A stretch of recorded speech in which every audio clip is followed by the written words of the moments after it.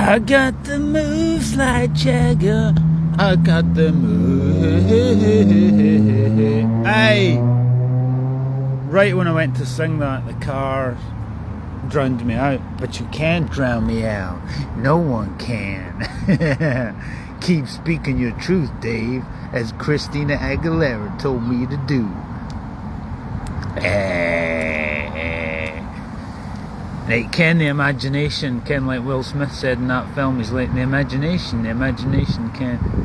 Do you ever get those times when all your life flashes before, all these movie quotes and everything comes to your mind, and you go, oh, that thing helped me, and that, and that, and that, and that. It's a bit like at university, isn't it? They say, like, it's like school, innit? You didn't remember any of the shit. You didn't learn anything, but all you remember is the key little things that one person said. Like at uni, right, he goes, like, philosophy, for example, right off the top of my head, right, philosophy class, right, I can't remember any of it. Like, I couldn't tell you about, like, the different, I couldn't really tell you much about utilitarianism, Jeremy Bentham and all, you know, and all that bullshit, and what's his name that tried to kill himself and all that, right? I'm not interested in that. But I remember, let's try and think, Stuart Hanscom in the class about the summer school, right? I did well at summer school, right? I got an A, straight A's, right? And then it was like, right, I can do it, who cares? Because they held you to the same standard as the actual uni, so it wasn't like, oh, we'll just give you A's just for a laugh. No, I actually did well in summer school, right? But I was a bit burnt out. I was like, I can't be bothered with this shit. So when it came to the actual work, I was like, what's the point? You know, oh, come on, is this really where it's at? You know, travelling up your backside, going round in circles, doing mental gymnastics, going round in circles, trying to, or, you know, there is skill in that. I mean, that a lawyer will do that, won't he?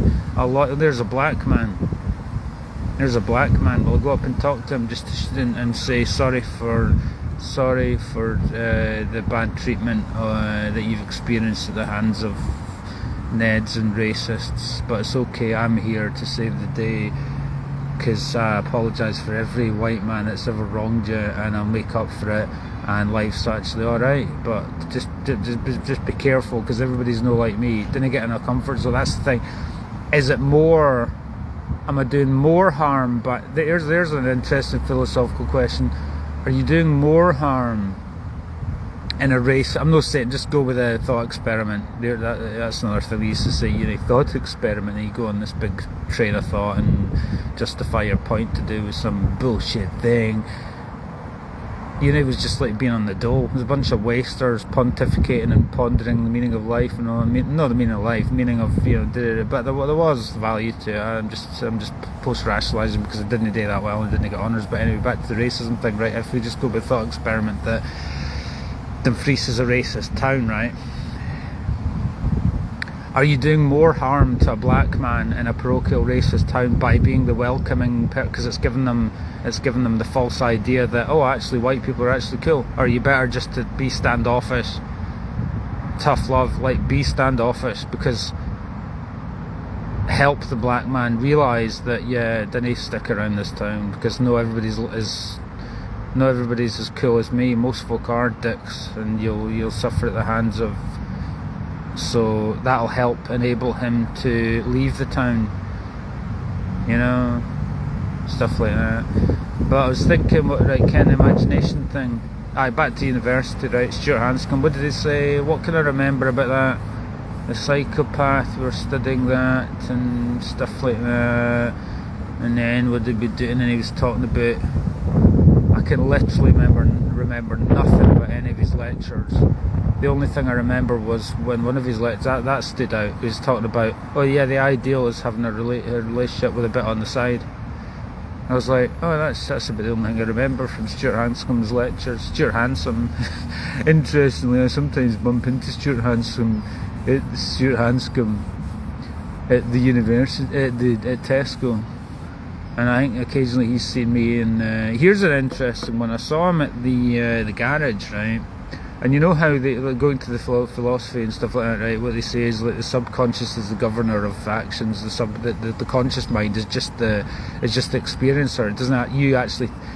you think you're doing things because your subconscious mind, but actually it follows. It's actually the subconscious mind that's running the whole show, that kind of thing. So speaking to that, I was in Tesco. Go with that idea, hold that in your mind, right, with this next thing I'm going to say. I was in Tesco, right, and then he was going, no, I was at the garage and I saw him. This was not long after the uni thing, right? And mind when I threatened to blow up the college, I didn't actually premeditatively try to blow up the college. It's just that's what the papers used salaciously, just to demonise me, to make a story. Incidentally, it's still up on Google and still kind of get rid of it. But my brothers tried to, because I was triggered by trying to do something about it, but he tried to get it removed, and it's still there because BBC are cunts. And there's another thing about the BBC being cunts, right? Back when I was watching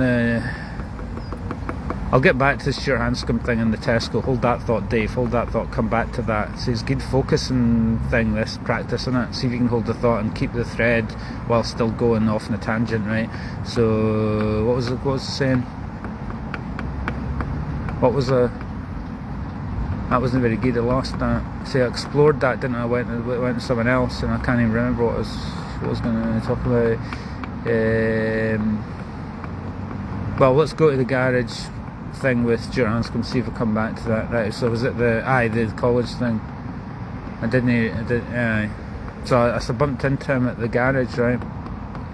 And hold on to the thought about the subconscious, and I was at the garage, right? And then and hold the thought about the threatening to blow up the college thing as well, right? And so I met him at the garage, right? And he was and I said hello, and I was putting them, and then something about, I made some joke about about explosion. Like, where did that come from? It was relevant to the moment, and he sort of did a wry smile. And after, I was thinking, did I do that? Why did I do that? Why did it was inappropriate, but in my mind there was a reason for me doing it. But I think it was he probably thought I was referencing that, but I actually wasn't. But maybe I was, you see, because that was only the subconscious governing my actions, and I was a bit nervous to see him, and I don't know, it was something like that. It was a strange little interaction there, but I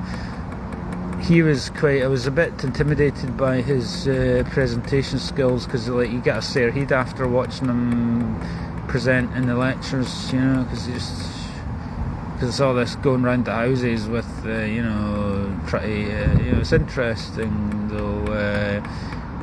It was, I was quite impressed with his presentation skills, but and then of course,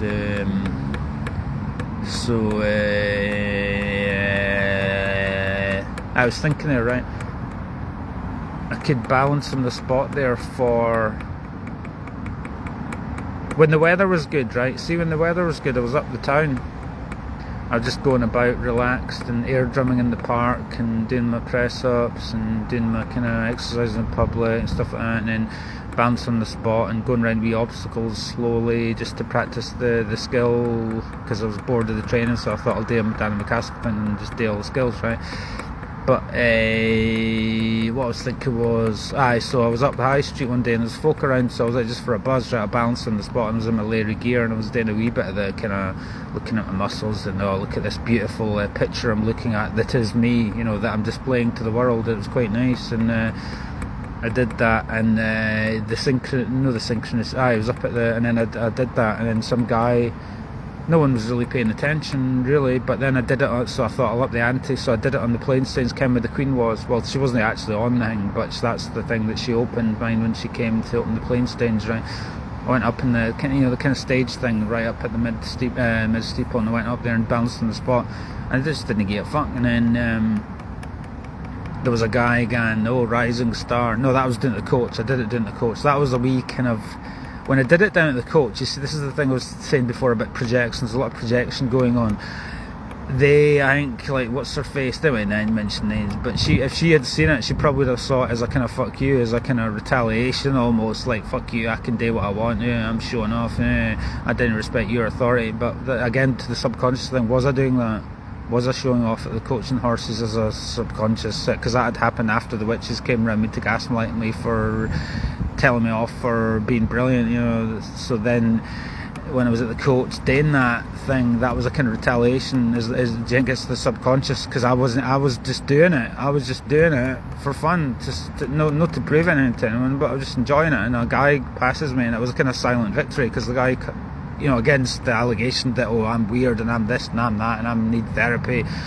Well, no luck, because a guy walked past me and the guy's all rising star. He was looking at my balancing scale. No, it wasn't there that happened, but it could have been. I think it was up the high street that some guy was saying, "Oh, rising star," and it's like, that's nice. At least somebody showed me a bit of love, and stuff like that. And can't balance on the spot. But if I balance on the spot, and it changes the location that you do it, you got to practice it up though, because you know what, you got to get that shit down. I was doing that near my old house, where they put in the bike paths to as thanks to me for my services to cycling, for being the local sort of sporting influencer at the time. They put all those bike paths in, right? Well, I took that shit to the next level, because I went and sat there. Incidentally, you never see anyone sitting there. It's only me the only time I ever saw anyone sitting there was one time. One guy was smoking a fag and sitting there looking a bit whatever, But I was doing my wee cycling round the circle thing, practicing my kind of skill, like cycling round and round and round, and stuff like that. And kind of just went to the Tesco car park. I noticed they're improving the car park.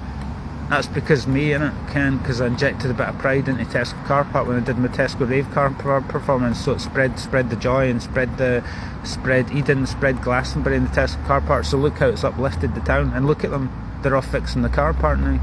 They weren't going to do that anyway, were they? It was because of me, you know what I mean? Like, so what else can I do to inject a bit of pride to kind of uplift the folks, so they can just delude yourself, speaking to what I was saying yesterday, but just delude yourself that it's all for me, everything's me, everything that I do, everything that happens is good, it's because of me, it's because of me and my influence.